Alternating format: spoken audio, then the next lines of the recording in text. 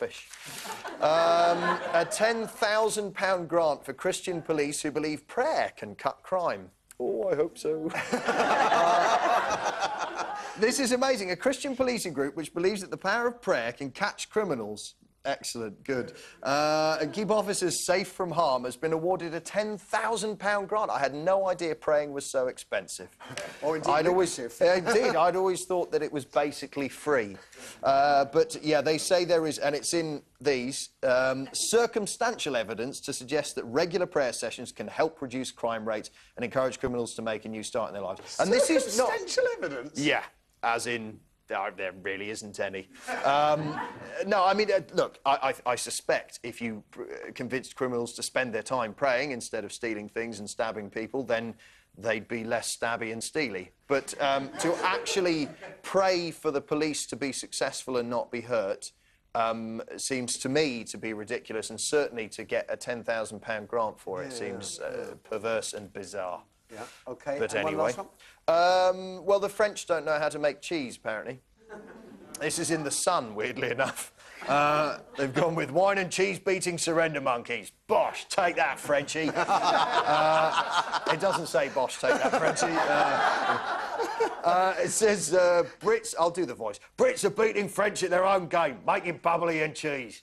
And the French apparently are coming over here because we've got some award-winning wines. We make some wicked champagne, or sparkling goodness wine. for climate change. That's what I say. It really has timber, that's improved the British grape. The thing what they don't tell you is that the English champagne actually costs more than a lot of the French champagne. So although it does definitely taste beautiful, you have to pay for the price. But it does point out here in The Sun, the English champagne hasn't been touched by dirty frog hands. So that's what it says. It doesn't. And what have you got? Listen to you talking about champagne, as if you can afford it anymore. Daily Telegraph, spending by BBC on major events out of control. This is the National Audit Office report, and it's a bit damning, I'm afraid. I mean, I love the BBC, and I think it is a national treasure, but it is public money they're spending when they're making decisions. The interesting thing is, apparently, they had no idea, the BBC had no idea in advance how much it was going to spend covering things like the Beijing Olympics and the big Glastonbury Festival and everything, because there were so many departments involved, they couldn't budget in advance. And it later turned out that the total expenditure for sport and music events in 2008-2009 was £357 million. BBC's construction of a £250,000 studio in Vienna for the Euro 2008 football championships. They built that because the one allocated didn't have the backdrop of the city skyline, which they could have just sort of put there as a pretty picture. I the BBC music events, because I go to a lot of BBC music events, and I work at a lot of them, and there are a lot of people that are required to make those events happen, and those people work very, very hard. But then you have to, maybe you have to think again, that is it really sensible use of public money to spend £500,000 a day running the Glastonbury coverage, £500,000 a day? Maybe they should just give up and leave it to a commercial broadcaster. But it's multi-platform Glastonbury as well. I mean, it's across radio, television, internet. It goes all integrated. It was the multi-platform that was costing It's £500,000 a day. Just imagine how many more episodes of Strictly Come Dancing and spin-offs you can invent for that amount of money. We could run 24/7. I think you've just argued on my behalf there, actually, quite frankly. Too true. Anything else? The coverage was brilliant, but you just got to decide whether you want to spend public money on it. 80% of the viewing audience watched 3 minutes or more of the Beijing Olympics, you know. 3 minutes or more? Yes. 3 minutes for millions and millions of pounds. OK, that sounds like a bargain. No, but I mean, that's 80% of the population. So, I mean, you know, it's you can't try watching big sporting events like that with commercial interruptions. And what do you want to send a bloke with a camcorder over to Beijing? Talk ourselves out, Nihal. What else have we got? We all love the BBC, I think, as broadcasters. 5 days after pill, they've invented a new pill which you can take 5 days after the dirty deed. And it's a pill, and it will... In case you really forget. It's not always dirty, and just make sure that the pill is truly effective. I'm quite mindful of the 16-year-old who's in hospital, who got snitched on by the nurse, and was in there following complications following the morning after pill. Oh, yes, the morning after pill is not as straightforward as it sounds. So I do wonder what a 5-day after pill pill ain't going to be. Right. And there's also a failure rate, I have to tell you, as well. They never tell you that, you know. Lots of people have got pregnant despite taking the morning after pill. Yeah, my wife was when I took it. Nothing. I took 3 or 4 of them in the end. Come on then, Anne. Jog on. This is a weird one. Well, the residents in Miami have been sent leaflets warning of a sex offender in their midst, and he is one Pete Townsend. Uh-oh.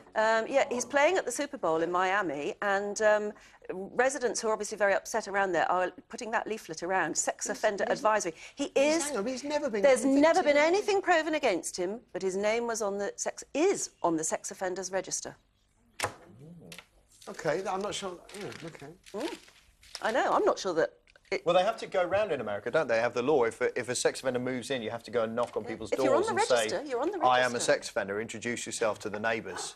Which is, I mean, imagine, had Michael Jackson been convicted, he'd have had to go round wherever he moved and go, hello! Sign this. OK, you'll love this one. It's a couple in Purbeck in Dorset, an old couple for years, I mean, like 50 years, put their umbrellas in this enormous vase standing in their hallway that they sort of inherited from Aunt Maud or something, and it's turned out to be worth £500,000. Isn't that lovely? Don't we all dream of that being true, of our own vase in the hallway? Thank you, Nihal. What have you got? Well, where do I start? Apparently, Asians import some barbaric things, apparently, and I've had a few of those curries before, and they are fairly barbaric, it has to be said. But that's not what he's talking about. David Davis, a member of the Home Affairs Select Committee, seems to think that some communities don't respect rights at all of women, and they've imported into this country barbaric and medieval views about women. He's jumping on, I think, an Islamophobic... he's jumping on Islamophobic bandwagon. I just want to say, on my phone-in show, we did, because he's referring to Bilal Khan, the case of this 13-year-old rapist who got 3 years. And the vast majority of callers into my show, which is an Asian show, BBC Asian Network, well, it's not just for Asians, it's BBC Asian Network, were rang in and said that they were appalled at this. This has nothing to do with race and religion. This young man was a rapist and he was a wrong 'un. There's no doubt about it. His religion, his background's got nothing to do with it. This guy is foolishly trying to...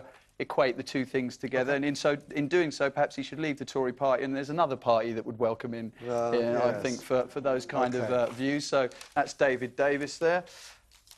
OK, driver fined for blowing his nose. Poor fella stops in traffic, OK, so he's not even driving, decides to blow his nose because he doesn't want his boogers coming out all over the place, right?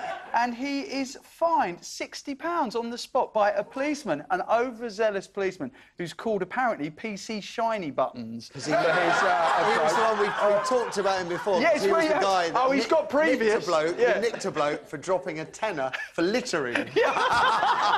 This is this fella, so there you go. Good old PC Stuart Gray. You're doing a country proud, sir. Country proud. OK. I should say the guy is going to fight it. Good for him. But it costs a lot of money. He absolutely is. Good, great. I mean, he put his handbrake on, he stopped. I mean, he did all the... Oh, well, there you go. Now, eBay have decided to ban a Dad's Army board game because it's got swastikas. Or a swastika on the... and obviously that would be the Hindu symbol of peace. Well, not in the context of Dad's Army, but yes. And they've decided to ban it. He can't sell this now on eBay because, you know, they believe that it will offend some people. Some people obviously are very offended by 70s sitcoms. Imagine if somebody was offended. What then? Oh, gosh. Yeah, we don't want anyone being offended, do we? Oh, no. Living in a world like that. Oh. Just time for one more, Nihal. Harsh and flaming cocoa. Right. Tesco go bananas at Mum's Pyjamas. There is a place...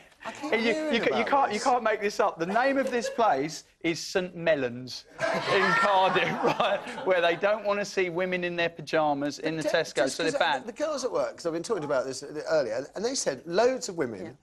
Really? Go out in their pyjamas? It's a very common sight, yes. What? Women who just are still in their 90s sometimes with their anorak over go off shopping. I thought that was the nature of a childish diss at the bus stop. Like, I saw your mum down Tesco in her 90. Oh, my gosh. I didn't know people actually did that. It's because they're so busy looking after their little children, I would imagine. Wow. Yeah, and so watching daytime telly. Tesco's banned it. So if you're in St Mellons in Cardiff, don't think of going into the local Tesco's in your pyjamas. OK. You won't be allowed in. After the ads,